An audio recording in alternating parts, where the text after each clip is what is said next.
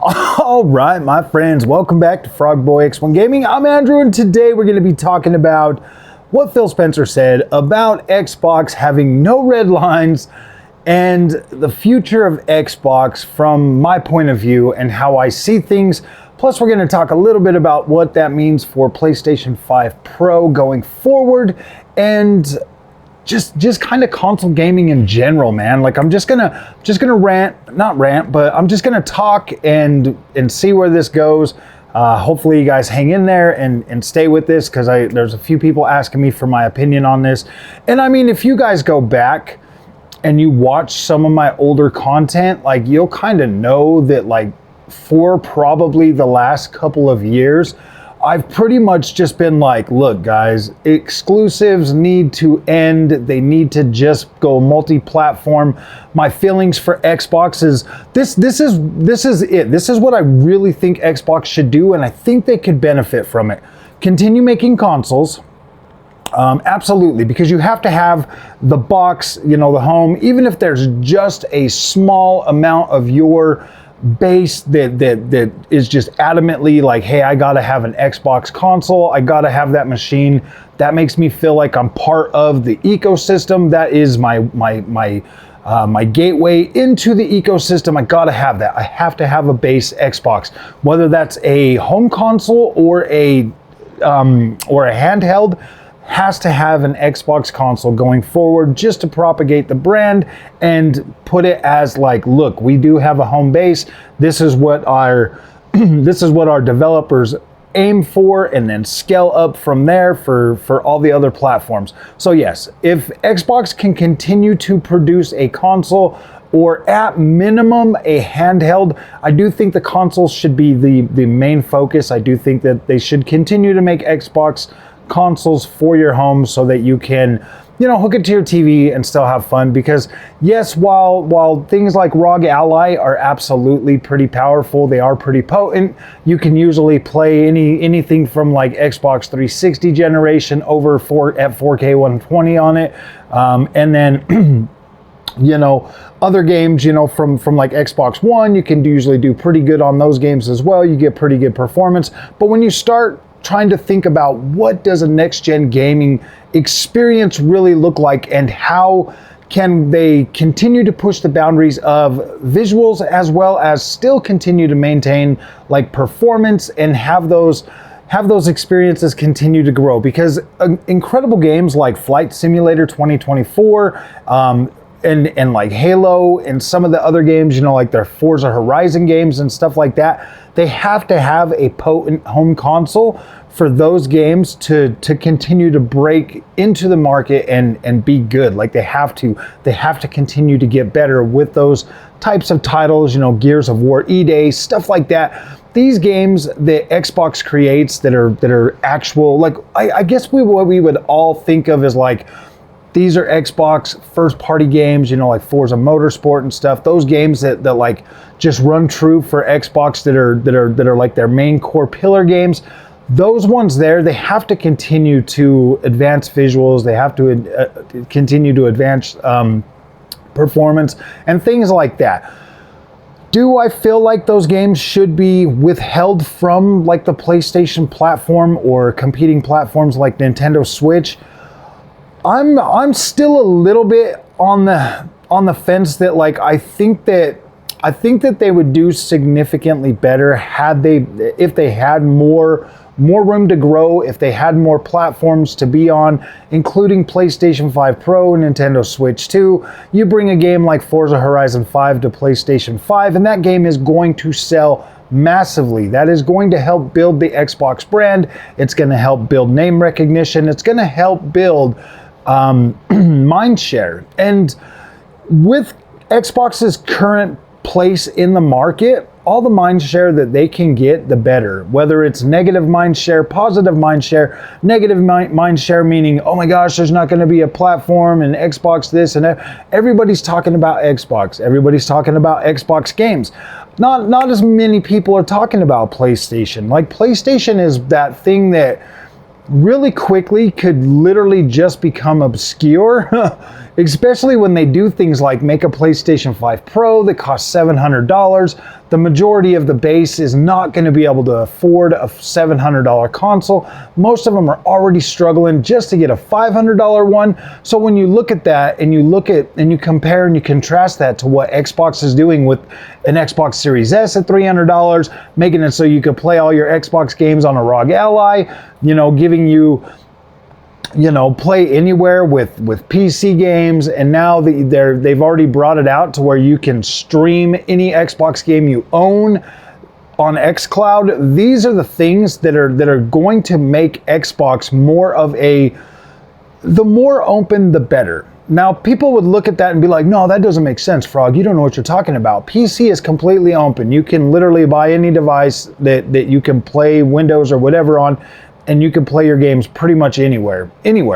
So having complete compatibility and open, like an open market for Xbox, and being able to put their games everywhere, but still continue to build their own little platform that would, incorporate the proprietary experience for what Xbox has planned for their games going forward.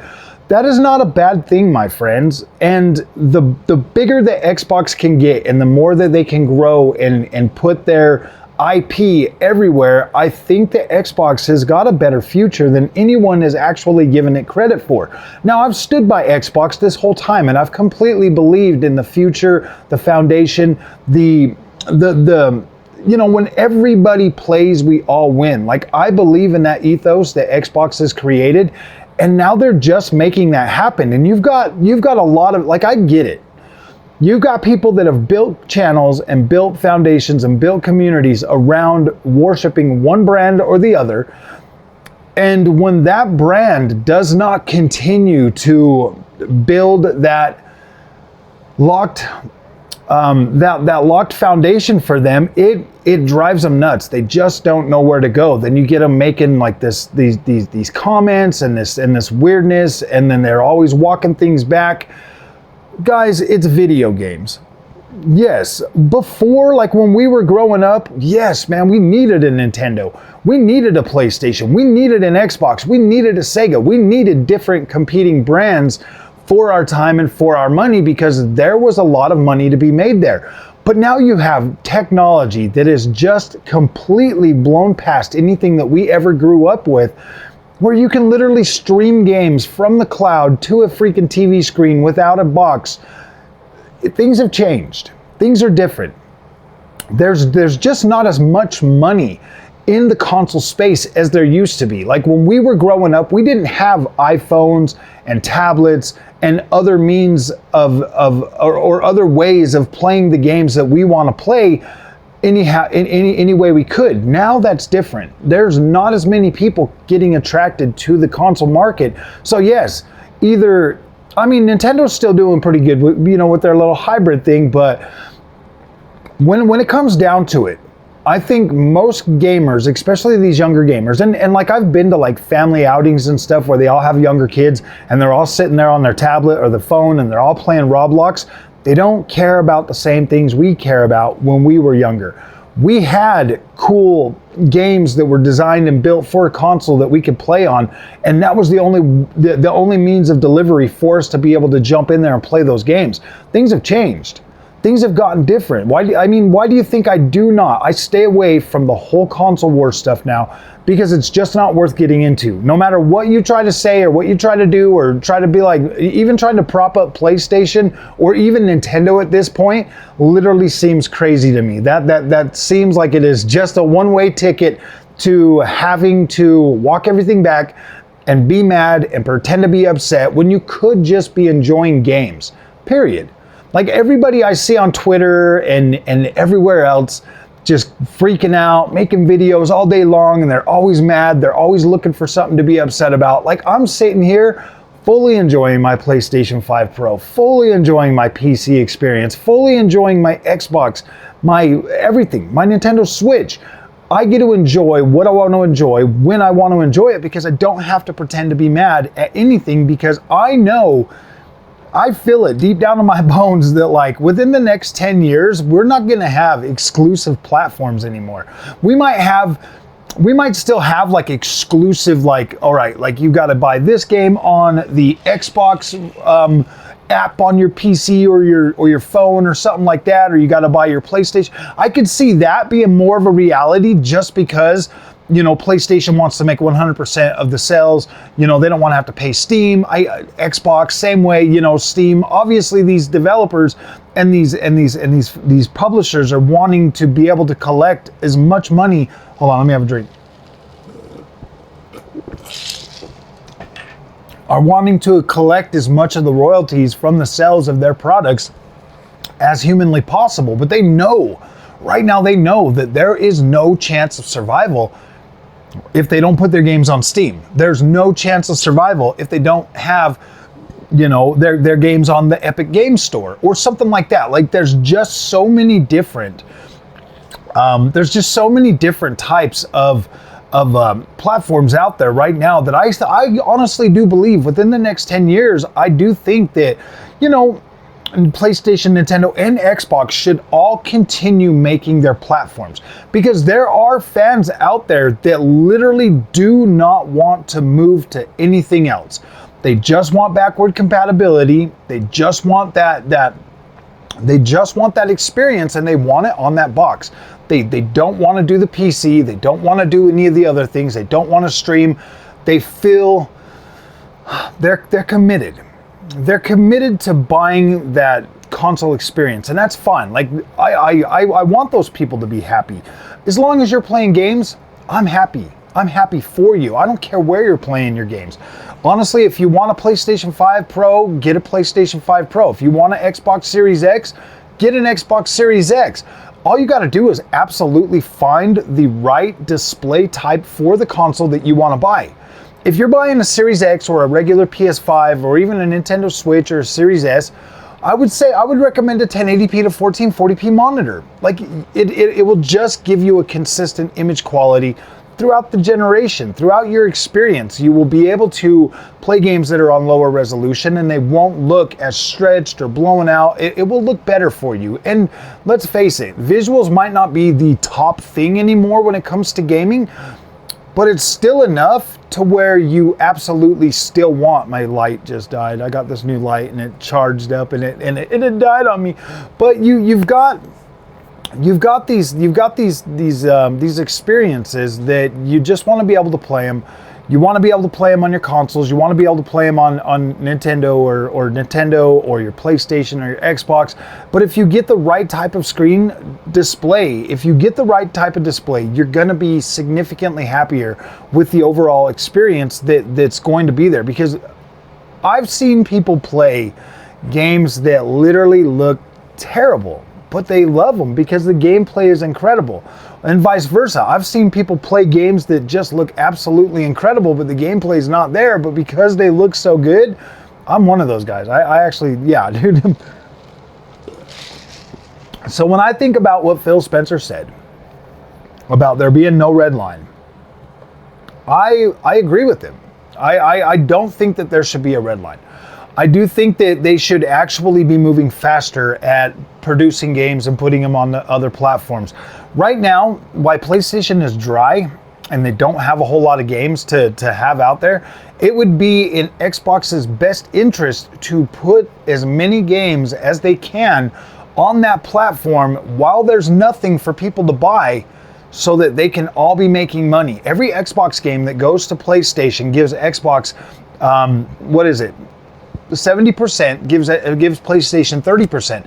That money that they bring in gives them the opportunity, the ability to reinvest into that platform and to continue to make games and stuff like that. So when I see people out there being like negative towards every single video game that comes out and trying to drag every single thing down, guys, we're just propagating the end of gaming as we know it for ourselves. When we sit here and we watch a game like Dragon Age Veilguard completely hit rock bottom and die over stuff that, honestly, guys, I literally voted for Trump. Like, I'm a Trump supporter, and I still was able to play through Dragon Age Veilguard and enjoy that experience. Like, the things that people are going mad about these days, I mean, like, I get it. Like, that stuff shouldn't be in our video games. We shouldn't care about it. And like, I get it. So I get the argument over there. But at the same time, I'm like, I want to play a video game and see for myself and make up my own mind about if I liked it or not. There was enough in that game to outweigh the stuff that I didn't care about. So I came away like, yeah, this is a good game. The same with Unknown 9 Awakening. I thought the game was all right. I mean, obviously it was sold as a AA game. Like, it was sold for $49.99. So it's not like you're being asked to pay this like elaborate price of $70 for this game that literally is a AA game that looked pretty dang good and it played pretty all right. I actually, by the time I was done beating that game, I was like, dang, that was pretty cool. I want to hear more about Unknown 9. Like, I want more of that. So the longer we sit here and try to break down every single thing that the gaming industry is doing right now, the faster that we're all going to find ourselves not being able to enjoy what we really love anymore. And I get it, man. Like, I'm an influencer. I have a YouTube channel or whatever. It's kind of like my thing to like, and I look at it this way. I buy the shit that I want to play. I buy the stuff that I want to cover. And then when I cover that, if you're influenced to hang out or play that stuff because I did, that's technically me being an influence. But I'm not going to sit here and try to convince you that everything I play is the greatest in the game. I like a lot of different things, and I'm a lot more forgiving than a lot of other freaking people on YouTube. I am. Like, I still enjoy playing video games, so I can usually find the good in just about everything. If I see something and I like it and I'm like, yes, I want to try that, chances are I'm going to come away liking that experience. As long as I can find enough in that game to keep me invested in it and engaged in it, I'll usually come away liking that experience. So as it sits right now, I definitely, I do find that the PlayStation 5 Pro to be a little bit overpriced. I mean, that's obvious. It's definitely overpriced, but it is worth it to. It is worth it to an extent because it really does make it look significantly better on my 4K OLED. I'm like, yes, that looks good. I like how it like doesn't look blurry and fuzzy anymore. So I'm happy with that. The overall upgrades for the games have been coming out. They're looking pretty decent. Like, I'm having a good time with that. I finally feel like I don't have to hook my PlayStation up to a 1440p monitor just to enjoy the image quality, and that to me is a win. That's a win. So yeah, if you're on the market for something, for a 4K display, I don't see a major issue in picking it up, and I don't see a major issue recommending it. I do like my PlayStation 5 Pro. I mean, like, yeah, obviously the honeymoon phase kind of wore off a little bit quickly. I went through all my games and I was checking everything and I was like, oh yeah, that looks great, but I've already played them or beat them or something like that. So for the most part, like, yeah, the honeymoon phase is kind of worn off, but I don't regret it. I absolutely love it. I think it's incredible. I like the fact that I bought it and I have it because it just gives me that opportunity to have more content down the road to create, and that's awesome. So yes, I'm definitely looking forward to bringing you guys more PlayStation 5 Pro content, and I'm definitely looking forward to covering the new PC stuff when it comes out soon. I was thinking about getting a 9800X3D, but I don't know if I necessarily need that. I just got the 7800X3D. Maybe I'll go a year and then I'll upgrade to that and see. I mean, yeah, obviously right now would be a good point to jump in and get like clicks and views, but I don't necessarily need it just yet. So, all right, guys, if you like this content, do not forget to like and subscribe. I'll see you guys in the next one. Thanks for watching.